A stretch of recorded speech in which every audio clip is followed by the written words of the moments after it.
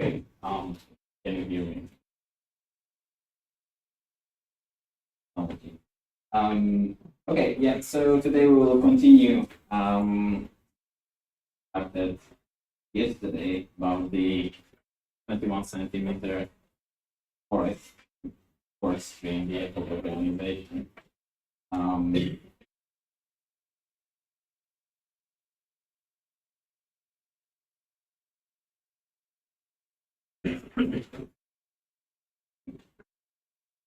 Okay, so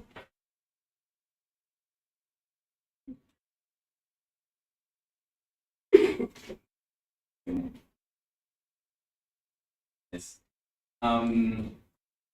this was supposed to be that nice animation with the 21 centimeter forest that we've seen yesterday. Sorry for that. Yeah, I just want to sum up what we learned yesterday and maybe stress some points and that I read in your feedback yesterday.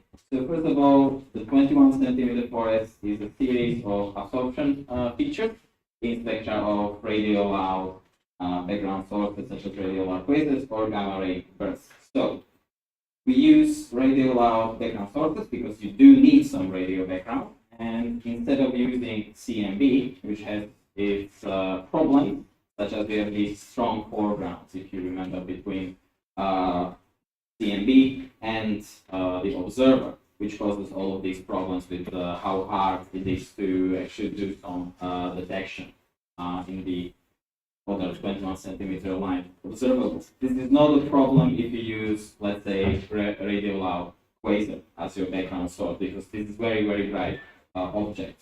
And we look at just the point source, not the whole sky, let's say. So in principle, you just need some high signal to noise ratio spectrum to see these absorption features. You can see here, for example, and that means that in principle this should be easier to detect. So that is one of the motivations why you would use quasar or radio loud quasar or gamma ray burst as your background source. And so the strong absorbers or the absorption features arise from these cold, neutral, and slightly overdense structures in the intergalactic medium. So we are not really talking about some small gas clouds in galaxies, let's say, but like filaments in the cosmic web and so on. This animation would be useful to show, but yeah, I don't know. So what we do here is just a simulated spectrum, and you see that we go, so this is just this F21, so normalized spectrum flux versus the redshift, and we go from redshift 12, which is a bit extreme, but just for the educational purposes, to redshift 5. And you can see that it gradually decreases. And this is because of a couple of things. So as the reionization progresses, you've seen this nice animation yesterday, ionization bubbles expand, they overlap, so the neutral fraction of the hydrogen decreases. So that's one reason why the signal would be suppressed, but also the temperature increases. So that's another reason. So you can see that you have very strong absorption features at redshift 11, but it gradually decreases. And towards the end of the epoch of reionization, so between redshift 5 and 6, you see that the signal is almost completely suppressed. So this is the frequency or redshift range that we would consider for 21 centimeter forest. So the whole epoch of reionization, but not really beyond it. In either way, the redshift. And yeah, so here you can see that it strongly depends on temperature and ionization state. Okay. So, as promised yesterday, today I will be talking about what we can learn from this signal. Why should we care? So, what kind of cosmology or astrophysics or astroparticle things you can learn. So, what this signal is sensitive to. I will go through a couple of examples. And besides that, I will discuss briefly what is the situation now with if we can detect it now or in the future, or if we have any detections, things like that. Okay. So firstly, I just want to define the statistic that we'll be using to see how different mechanisms can affect the detectability of the signal. So on left, you have just the normalized flux versus redshift or frequency. So that's the 21 centimeter spectrum. And on the right is the differential number density of absorption features of a given optical depth. So basically, what it is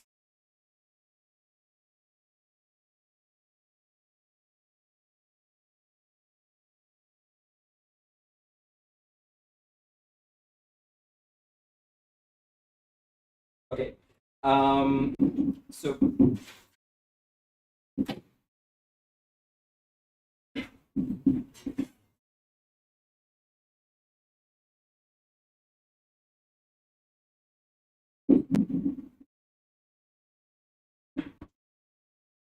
So basically, what you do here is that you, let's say, you want to look at absorption features that are, in optical depth of 0.04 to 4% absorption. So we count them, 1. This one just doesn't cut it. 1, 2, 3, and you just plot it here, and you normalize it by the redshift path length because, of course, if you look for, you have more spectra, you would expect more of the features of it. Okay, so this is the measure that we'll be using in the next couple of slides. Okay, so firstly, let's talk about how the ionization state of the intergalactic medium or the ionization history. Can you go to the previous slide? Sorry? The right plot, how did you obtain? Interesting. So, yeah, okay, sorry. So you basically just count.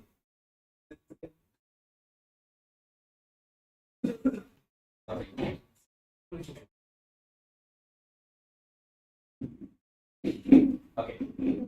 just to answer your question.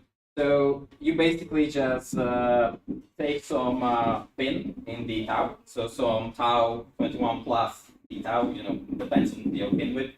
You can choose that. And you count the absorption features which have tau corresponding to this f, because you see like f is just e to the minus tau 21. So yeah, and you just count them, and that's basically. So it's kind of like a PDF that you do. You can easily do that in Python with the histogram function. And I applied some normalization. I literally just divided it by the whole set that you get in your spectrum. This was done. This particular code was done for 5,000 lines of sight that look like this. Corresponds to some redshift pipeline. So yeah, but it more or less just gives you the measure of how many absorption features you have of a given strength. And I mean, this goes beyond there, but we don't really care about these things. That is less than % absorption. Don't really expect this to be. That's clear enough. Great. More questions about this? Okay. So firstly, let's discuss how reionization history can affect the signal. And so here I compare, so on left is the neutral fraction of hydrogen versus redshift. So this is just profile or line of sight data. And in black, I show reionization which ends, is completed at redshift 5.3. In orange, I show reionization which finishes by redshift 6.7. So this is just what we can do in the simulations. What it means basically is that so basically at the given redshift, you will have different ionization states at the given redshift, you will have different ionization state of the IgM. So in black, let's say, you have some ionization bubbles here. Okay, you have your line of sight that goes this thing, obviously, but so this is ionization bubble, so no signal here, no signal here, and you have neutral region.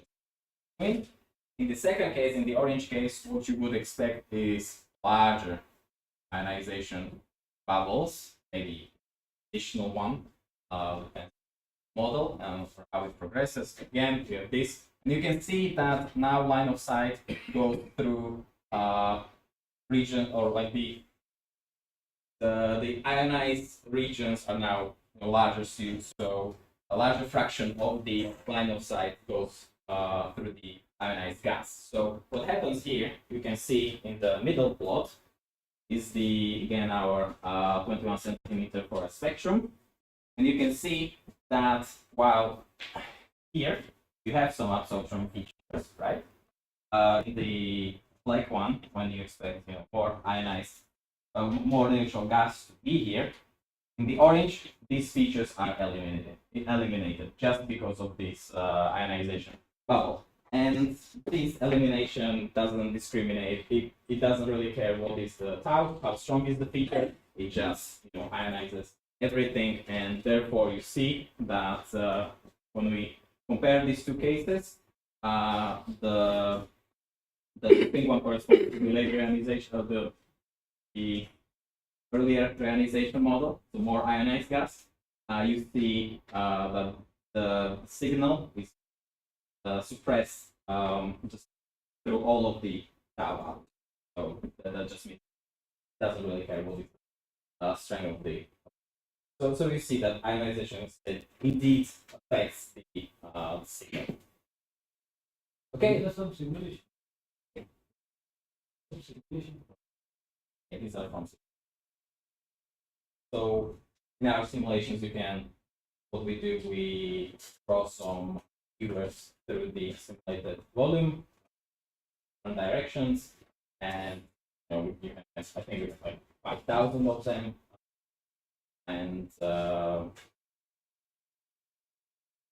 yeah. But you can do that in like maybe some semi-numerical models as well. Definitely, fast, for example, probably won't get as job as well. About do it analytically though. Okay, so another thing are the redshift space distortions. So yesterday I was talking about this. So here I show the peculiar velocities, the line of sight data. So in the black you see that there are some peculiar velocities. In the orange case, we'll just ignore them. We'll just neglect them. So we will use the same expression, same calculation, but we will set defect to. So that's what we mean by ignoring that. What happens to the absorption feature is that so initially so this will be density first of all. So you have some structure here. Let's say this will be your 21 centimeter absorber, and then your F21 will be, so in the case of no redshift space distortion, no peculiar velocity, we'll have some absorption, which corresponds to the same frequency or redshift or whatever you use as your x-axis. Okay, but if you include peculiar velocities, this absorption feature will be shifted.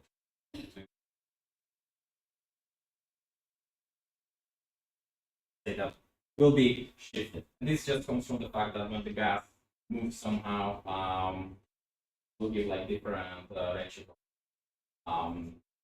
Your redshift. So this. And besides this, the features are also boosted. The amplitude of them is also boosted by peculiar velocity. So what happens right? In statistical way, you see that the strongest features are boosted to even higher tau. So if you include peculiar velocities, neural calculations, you will boost the signal. It can have like it's almost order of magnitude boost. So this is quite significant. Definitely recommend using not neglecting peculiar velocity.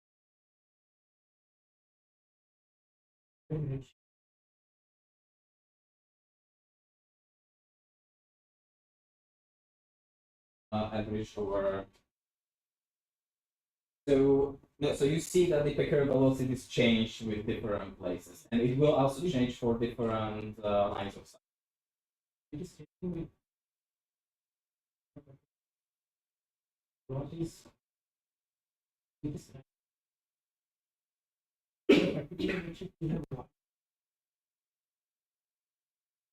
So if the oh, so it really depends on your structure along the line of sight. So it will change from pixel to pixel, as you can see here. So this is not even so these first two plots are just examples of one line of sight. If you look that way, you see that. If you look that way, you will see something very different because we'll have different structures, different over densities, under densities. So the peculiar will and also your density, ionization, neutral fraction, temperature, everything is different because of course we look at different ways at different structures, right? And therefore also like this middle plot will change. The right plot shouldn't really change because there's a statistic over many lines of sight.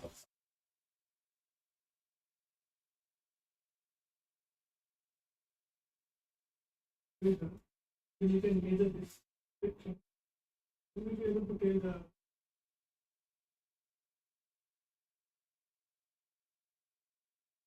Really the motion. So this is not really about the motion of the quasar, about the motion of between us and the quasar. And even from just a spectrum spectra, constant forest, yeah, I'm not entirely sure how we would be able to tell this because there are many. So I guess the point that I want to make here is that you should do this model.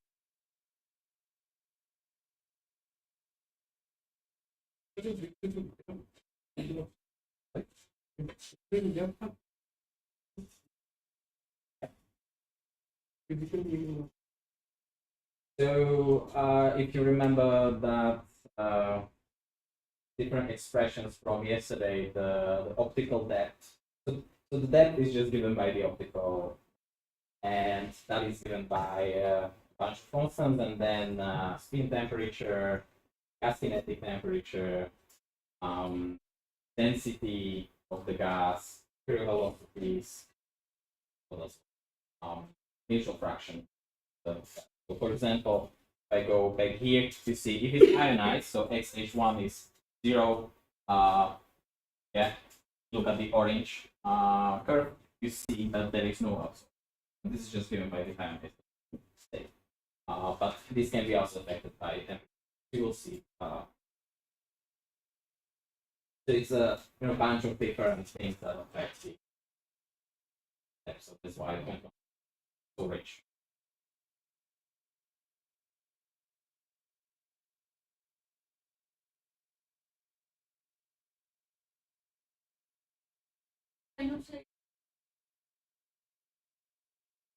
Yeah, so in our simulations, yeah, we just assume the same quasar at the same redshift. So in this case, it will be a redshift 75. Yeah, so just to control the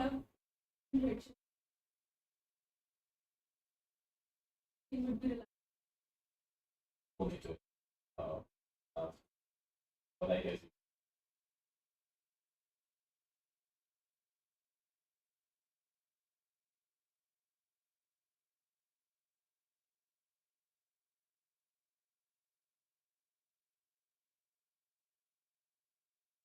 this is more or less just to understand how different physics affects that affects the signal.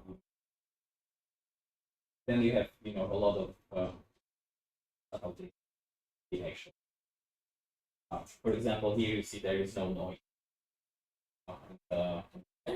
Well, same type of course in the real data.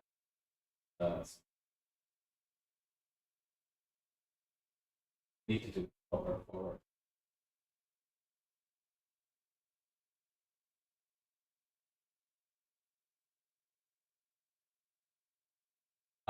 So another thing. This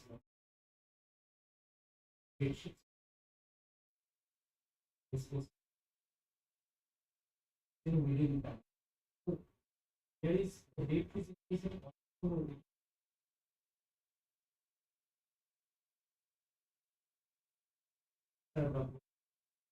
Yeah. Okay, and just to clarify, you can go either way. Depends on which way the gas.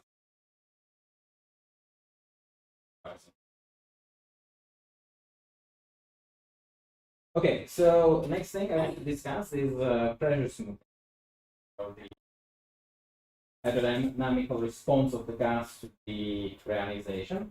Yesterday you see this video of how this ionization bubble propagating through the gas, and then things were smoothed. Just normal hydrodynamics. If you think the gas will expand the loosened structure, and so here I show in the like I show case of patchy. So you have these patches of the ionization bubble. In the black one, in the orange one, sorry, I show homogeneous reionization case. So in every pixel in our simulation, the reionization rate or photoionization rate is the same. So you don't have these kind of stuff. So what happens in that case is that the regions that would be neutral and cold in the patchy case, that they are not exposed to this hydrodynamic response. They are exposed to all of these things in the homogeneous case. Some reionization. And what happens, you can see here, hopefully, if we look at this absorption, at this over density, so this is just density profile, you see that in the orange, which is exposed to this hydrodynamical effect, is slightly suppressed and smoothed a bit in comparison to patchy case. So your feature, your structure, just some gas from the overdense region goes to underdense. So this changes the density structure of the absorbers, and you can see that this has some effect on the optical depth and the 21 centimeter forest as well. So if you suppress the density, you will suppress the absorption. This effect, as you can see on right, is not that strong. There is some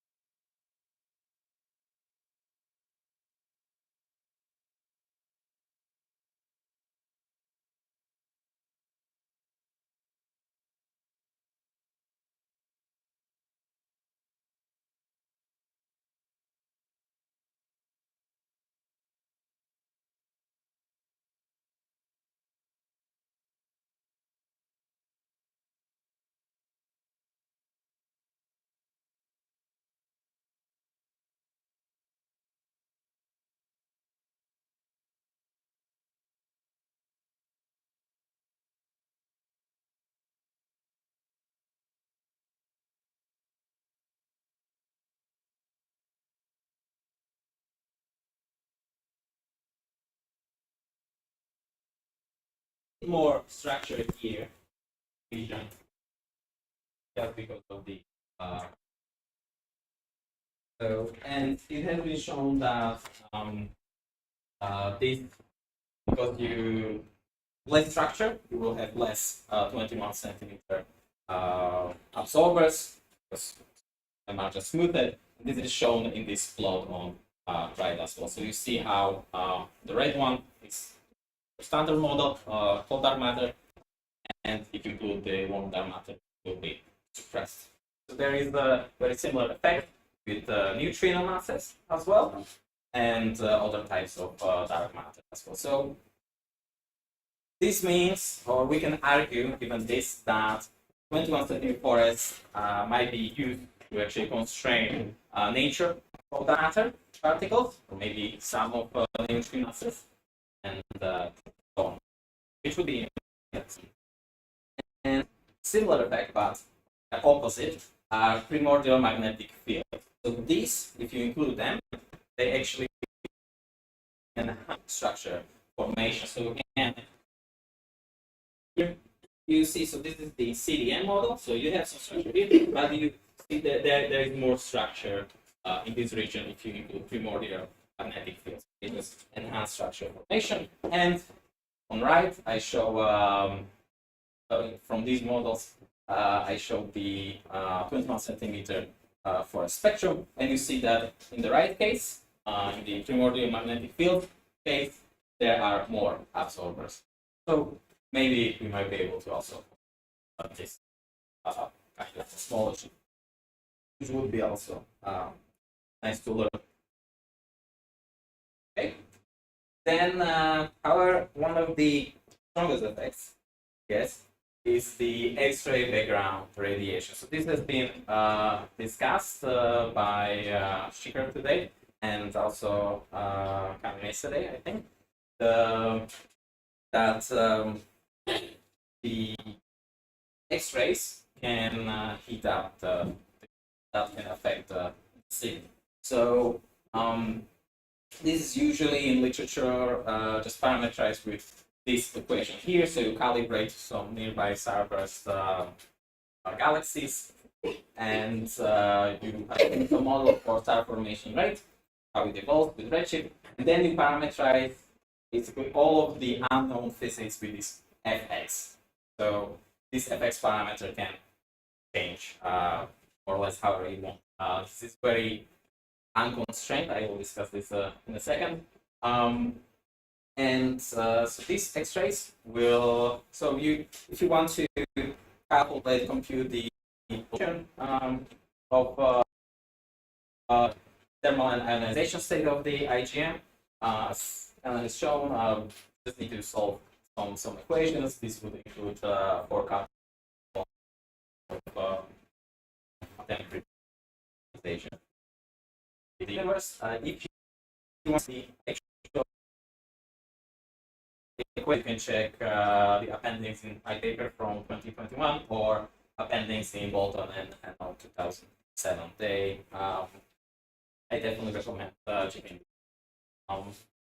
And if you manage to solve it, these equations, say maybe numerically, what you can do, you can take some packet of parcel of homogeneous gas, so it has some density, it will not change its density, and you can calculate the thermal evolution of this parcel. In this case, that's the mean density, and you see these solid lines, those correspond to the gas kinetic temperature, and you see how they evolve over redshift, and the different colors correspond to different effects. So you can see that it can change a lot.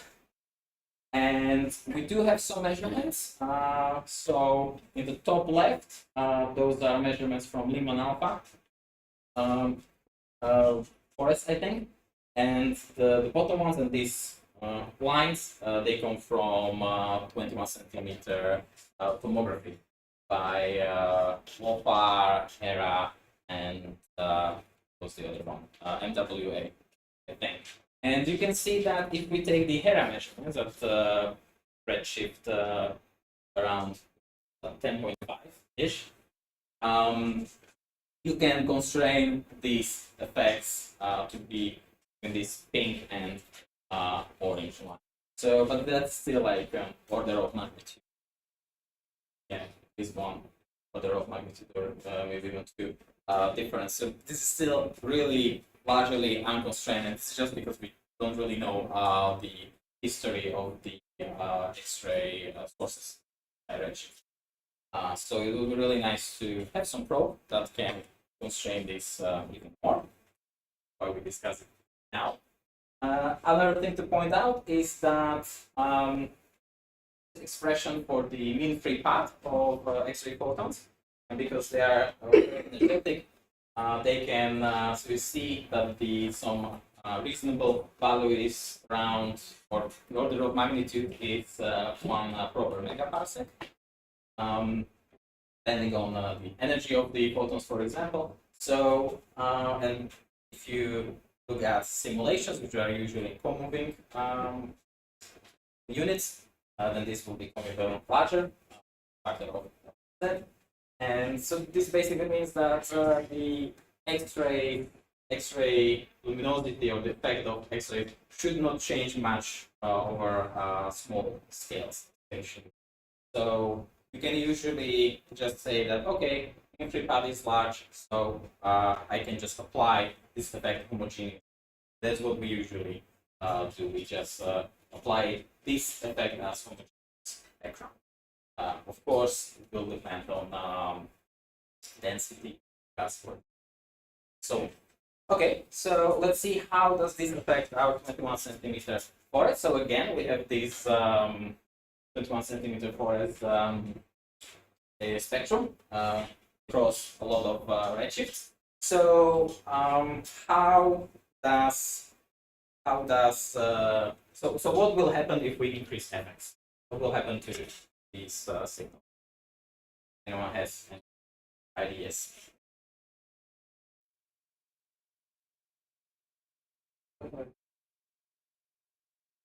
Not really. That will depend on what do you mean by a cut?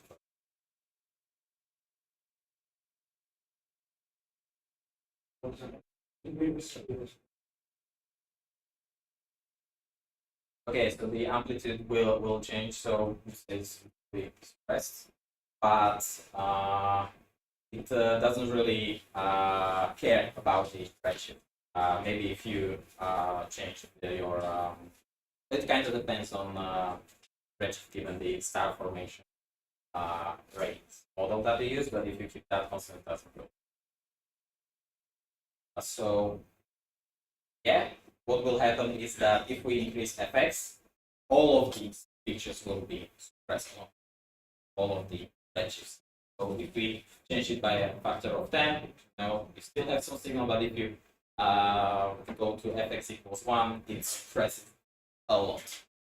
And this is also shown in our statistic. Again, you see that the absorption features and the strength of the signal is shifted and a lot. So you've seen that so far with the strongest effect that we have seen. Okay.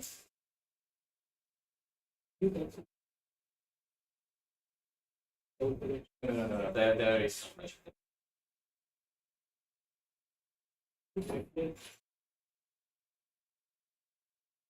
well,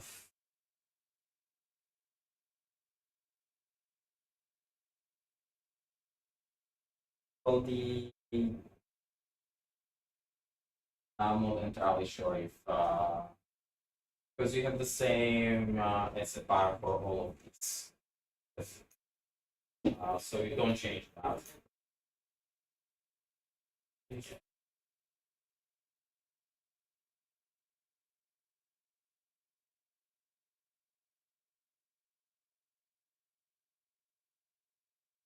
Okay. So, and I think the last thing that I want to discuss about the different mechanisms affecting the signal is okay. So we were talking about this radiation, how it affects the signal, but this radiation, this X-ray background was coming from many sources from anywhere But what about the quasar that you look at? Will the radiation from this quasar affect the signal? Obviously, yes. So that's why we talk about this.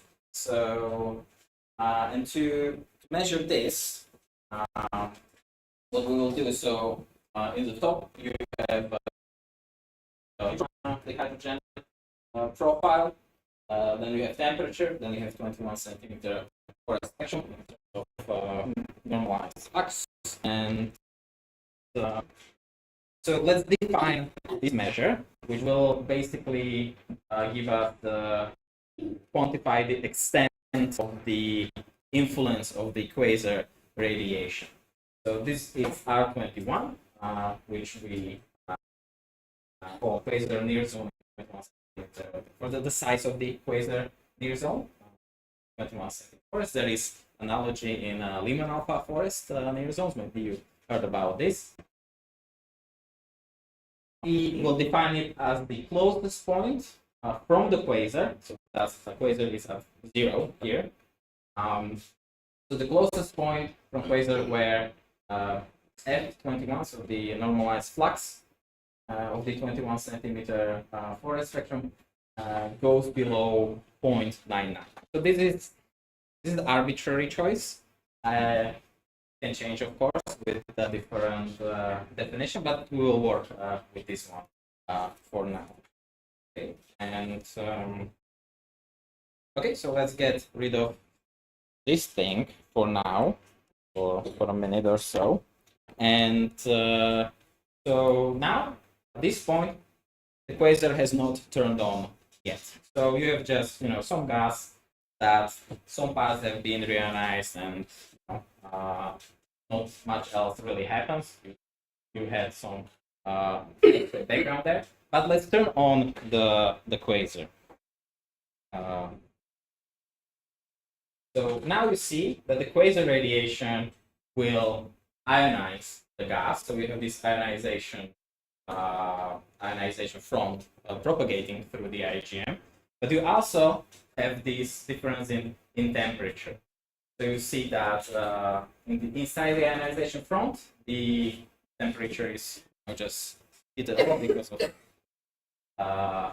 ionization and this kind of photons that do that. But you also have this, this scale of larger temperature, which goes beyond this ionization front. And let's see.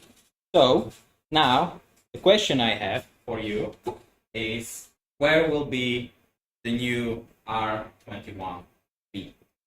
So one of these, so it is one of these choices. So A will be at the same place where it was before, or will it move further because of the quasar radiation? So that is my question. Maybe work in pairs to come up with the answer. A minute or so.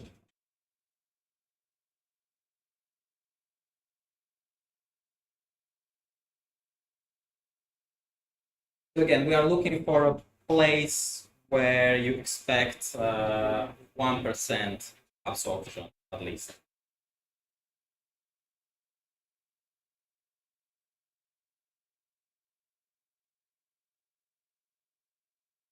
I will give you a small hint here. You can use this expression, and maybe what will be also helpful is that if we say that, let's just for the simplicity, we will assume all over density, and that equals a calculation. And the rest of the information you have in this option, what you need. Also, you can assume that this spin temperature is equal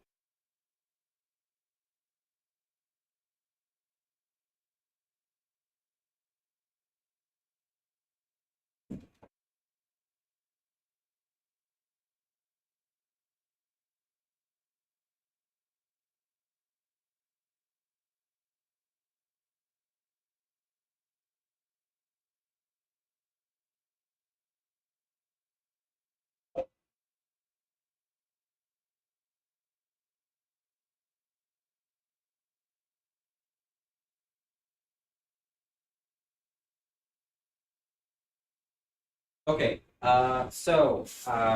we'll go option by option. You can raise your hand, please. So who thinks R21 will be at the same place at A? No, it will move. Okay, so who thinks that it is B? Can you give me any argument why B be incorrect?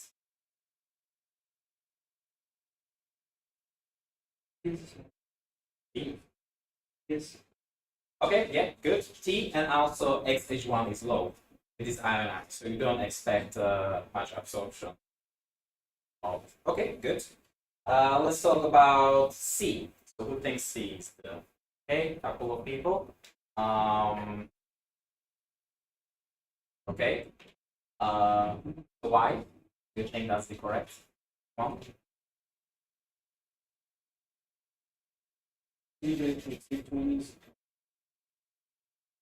Plus one minus. Okay, it is neutral. Okay. What about temperature?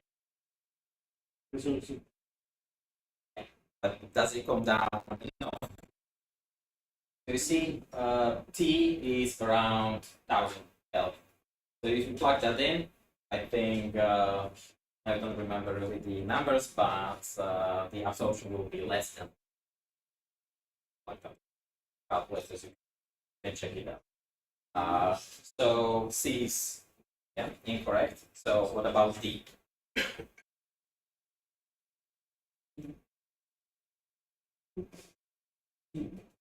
Okay. Yeah, so D is the correct answer, and this is because it is again neutral, and the temperature is around kind of looks like 100 Kelvin. In reality, it's around 50, I think, Kelvin, but that will give you absorption of a percent or 3%. So yeah, and E is incorrect again because even though it will give you stronger absorption feature, the closer. So yes, indeed, R21 is there. And just to show you the whole evolution of what happens here, how the spectrum also changes with the quasar lifetime.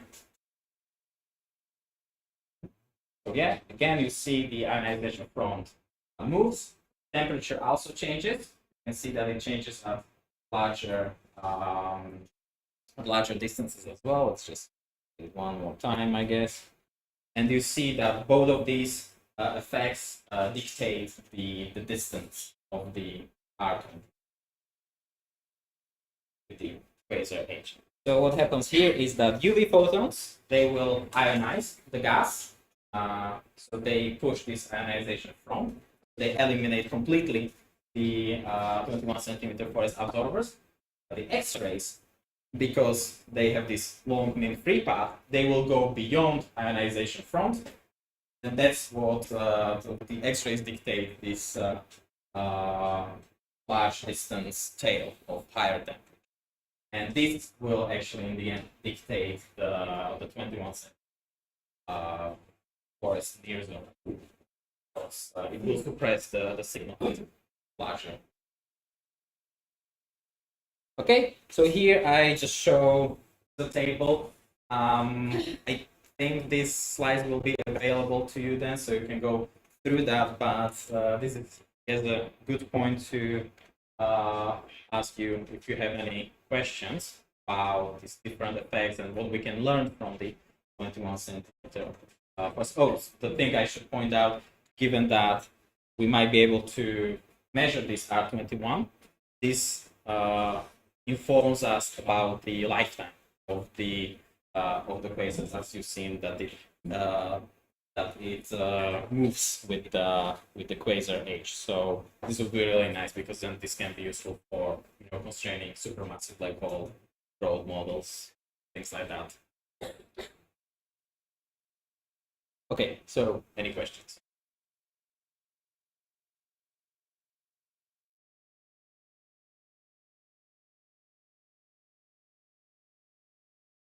It's coming from In the last bit, yes. But there should be X-ray Yeah, so that was this X-ray radiation background. Basically. You can also have, some effect of, if you look along the line of sight, you have your quasar here, your host quasar, and I have some quasars that are somewhere close. So that would be called, I think, transverse X-ray, transverse near zones or quasar near, something like that. But that is a bit hard to model, actually. Yeah, this bit with just this one quasar, it's not easy to model, but you can do that. The post-processing of your cosmological simulation with these transverse ones. Not sure like how we do that post-processing.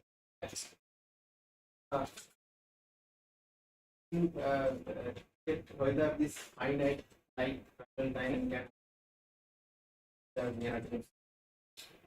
I personally did not check this. Sorry, once again. finite light travel time. Okay. So quasar is going. Yeah. The light from the Yeah. farther side will take time to reach. Yeah, so I think how it works, if it's along your line of sight, it just works out with retarded time and these things that you can just consider the effect of these photons to be. I think that's how maths. I haven't gone through the maths behind. There is. I know that there is a paper that discusses this. I don't know. I don't remember the. Like if the ionization found the city of the ionization found is close to the speed of light, then even if the quasar can little, it will actually have to be longer.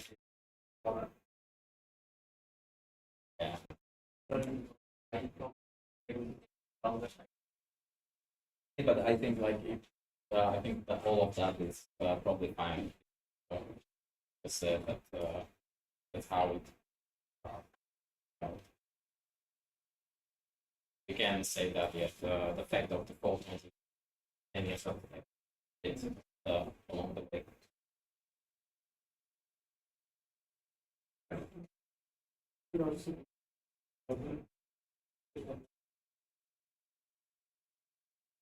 Yeah.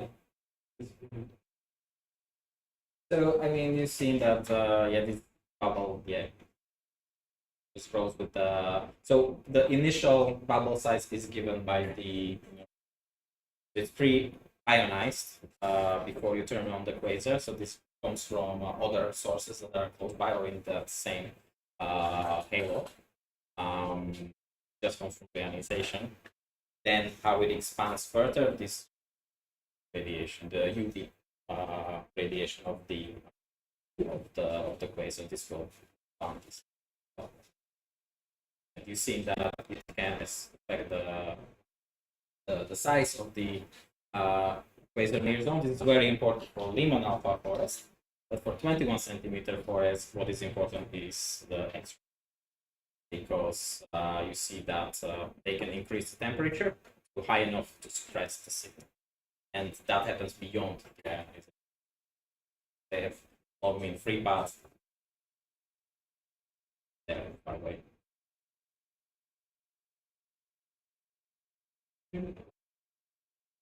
Yeah, I had discussion.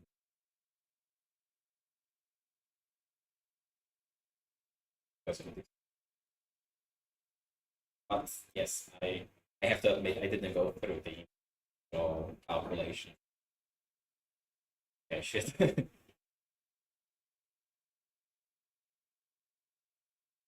Okay, let's move on to the second part. How much time do I have? 15? Okay, that should be great. We're gonna go over like last time. Okay, so let's discuss how are we doing now with the, what are the prospects of detecting this signal. Well, briefly go through the history of 21 centimeter forest. So in 1930s, there was some detection of some unknown source in radio. So there is a series of papers by Jansky and some other people as well. I think this was mentioned yesterday by maybe not. Maybe I'm not. Okay, sorry. Okay, maybe that. Yeah. Doesn't matter. I mean, yes, this is when it started, more or less. We have some radio signal, we don't know where it comes from. So Ford went to one of the hosts to ask him, please, can you work on this? This is intriguing, we don't know what it is. And Van der Host in the 40s made theoretical prediction for the 21 centimeter line. So, and then in the next decades, there were these theory-driven observations, and the first detection of 21 centimeter line from the galactic origin, so from our own galaxy, was made by Evan and Purcell, and recently, or soon after that, some other people detected this as well. And then there were some in the 1960s attempts to detect the signal from the intergalactic medium. And I think they wanted to do that in the spectra of some radio galaxies. And all of this was actually before the detection of the first quasar. So they wanted to look at some radio loud source. They didn't know about the quasars. Now we know that these beasts exist and they're really good targets for the 21 centimeter forest. So, you know, the timeline was, in my opinion, interesting. Then some decades later, much I guess happened in between, some good or complex modeling of the 21 centimeter forest from the epoch of reionization took place. For example, Carelli et al. 2002 is a really good example. They have some really nice simulated spectra, so I definitely check both of these papers. Then in 2010s, there was a detection of 21 centimeter line in absorption at some, quite low redshift, so from 0 to 4. Actually, some measurements or some observations reported no detection of 21 centimeter line, which would mean what they inferred from this is that there is not enough neutral hydrogen along the way of this low redshift, which is true now because after the epoch of reionization. Then in 2020s, so detection of 21 centimeters from the epoch of reionization. Well, not really. We don't have that yet. Sorry to get your hopes high. So far we have just some theoretical models, simulated spectra, and it would be really nice to have a detection finally. So yes, that's maybe a job for you guys. Good luck. Yeah. Okay, yeah, so, but in the recent years, the prospects of detecting this signal have improved. Trust me on that. So, for example, on the theoretical front, some recent observations, for example, Lyman alpha forest and Lyman beta forest. So these observations seem to require reionization to end at redshift 5.3.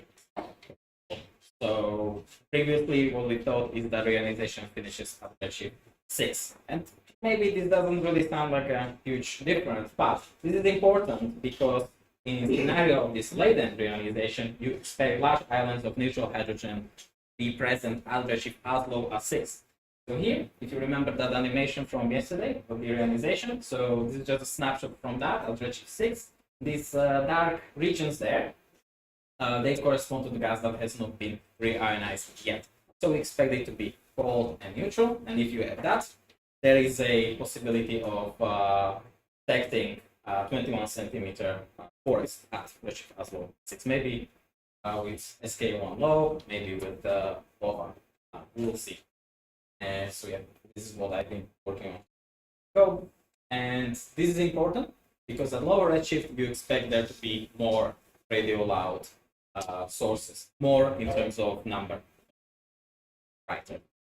And speaking of that, so yeah, when I started my PhD 4 years ago, yeah, there were only, I think, 4 radio loud quasars at redshift higher than 6. So, not that many. We didn't have that many targets to point our radio telescopes at. But now, in the compiled sample that I managed to do, now we have, I think there's 18 of radio loud quasars at redshift higher than 6 and 30 radio loud quasars at redshift higher than 5.5. So, this is good news. There are some of them that laser that I showed you yesterday. This one is there on the right. So basically, these are just histograms. So how many radio loud quasars we have at different redshift and of different increasing flux density at around 150 megahertz. So in radio, you see that this laser is quite bright, so that will be good. The target, but a lot of them are quite faint, but some of them are around 10 millijansky. So there are some targets, but also for example, LOFAR has detected many radio bright sources. Problem is that we do not know if they are high redshift or not. Can you think about what might be the reason?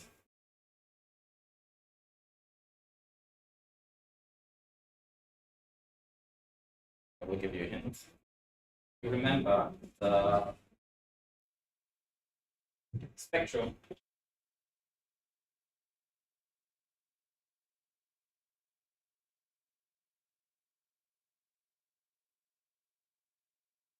was just power.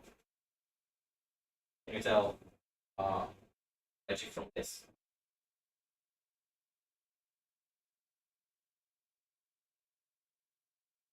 There was a line detection. True. So if or more general, you have no feature, any kind of could be observation.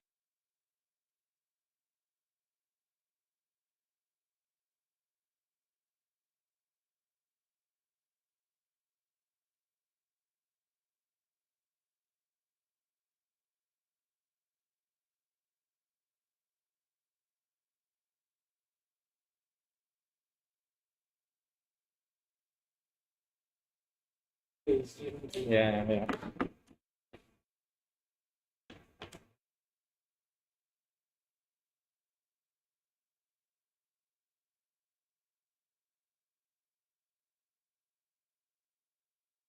Great. Sorry for that. Yes, so you do not have any features there to compare. We know that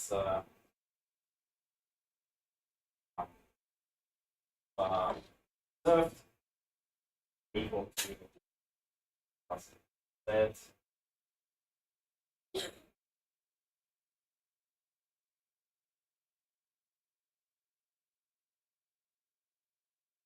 Yes, so frame.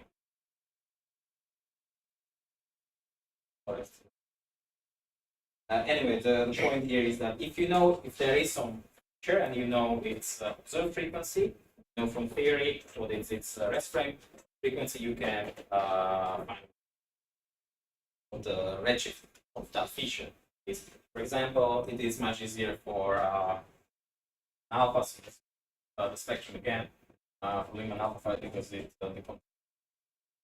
this. Then you have round Lyman alpha.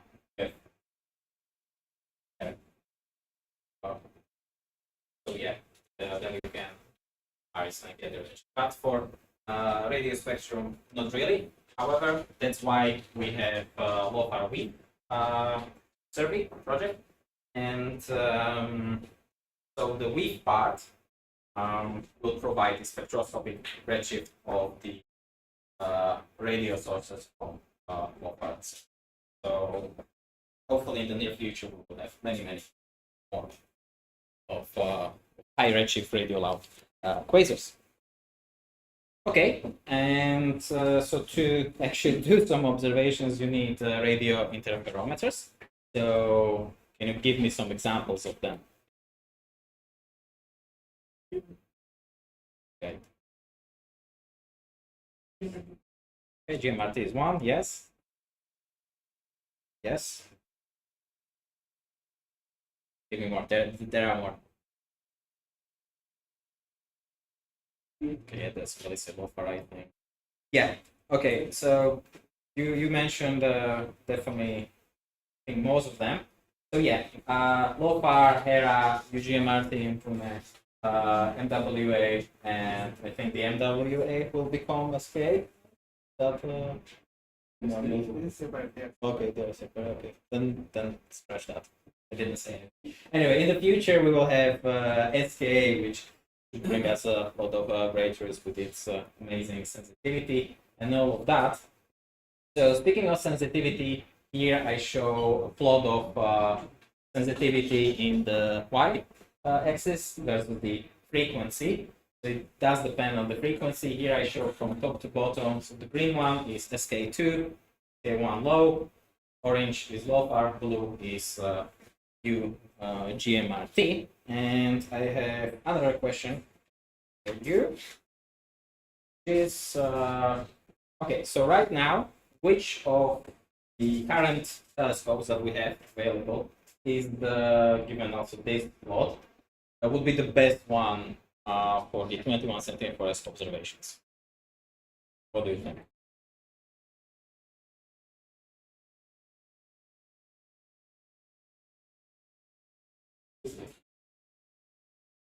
What is on the y-axis?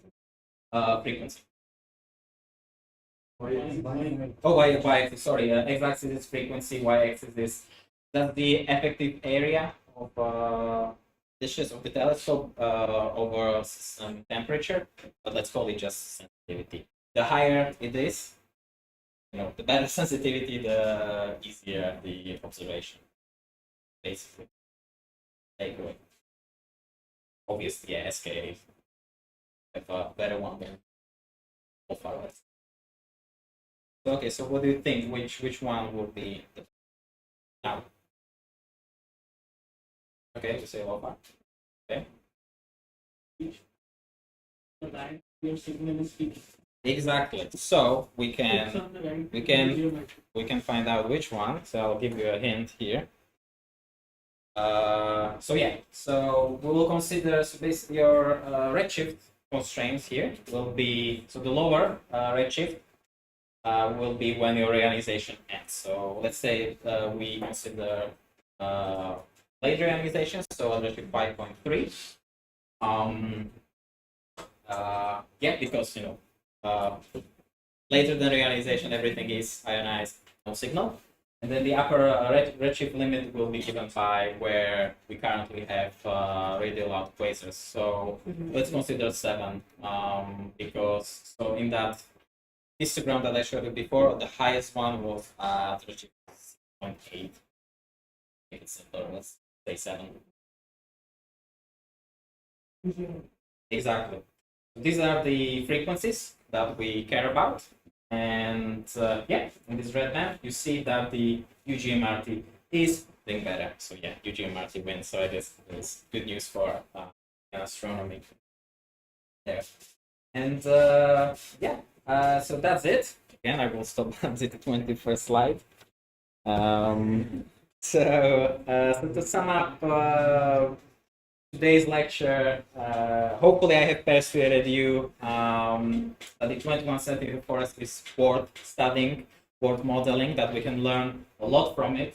We might be able to constrain ionization thermal state of the intergalactic medium.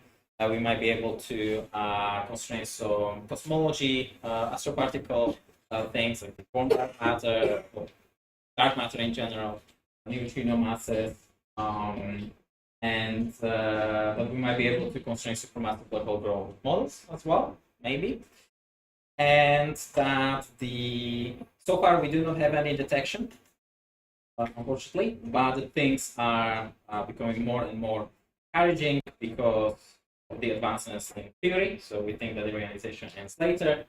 there are more and more radio loud sources at a high redshift, and these numbers will increase. And the new instruments are being built, SK, for example, and current instruments are being upgraded. So, yeah, so thank you.